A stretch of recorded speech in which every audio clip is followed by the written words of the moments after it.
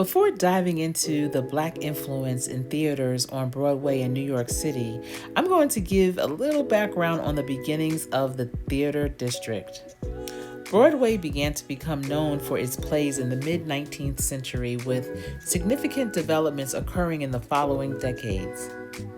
In the 1850s, the theater scene started moving from downtown to midtown Manhattan, seeking less expensive real estate. By 1857, Broadway's first long-run musical, The Elves, had a 50-performance run. In 1860, the Seven Sisters set a new long-run Broadway record with 253 performances. In 1870, the heart of Broadway was centered around Union Square.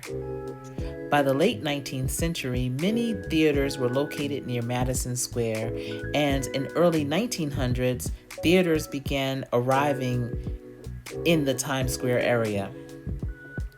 Between the 1920s and 1930s, a large number of theaters were built around Times Square, consolidating Broadway's presence in this area.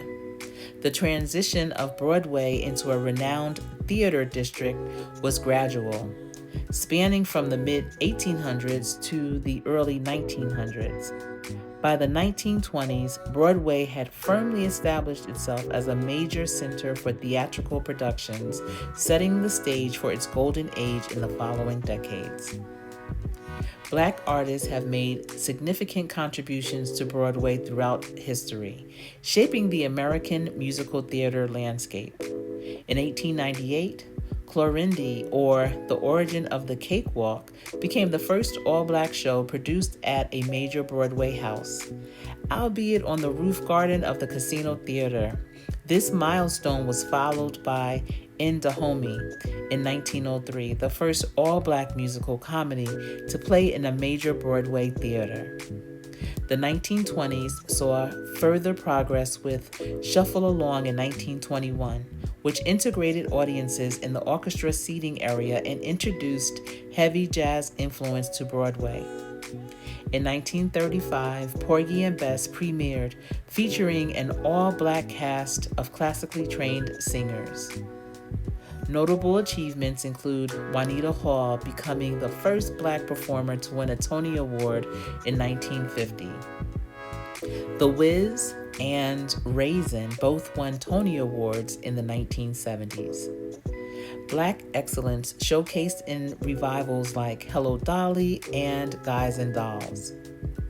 Despite these accomplishments, representation and recognition of Black contributions to Broadway have often been undervalued.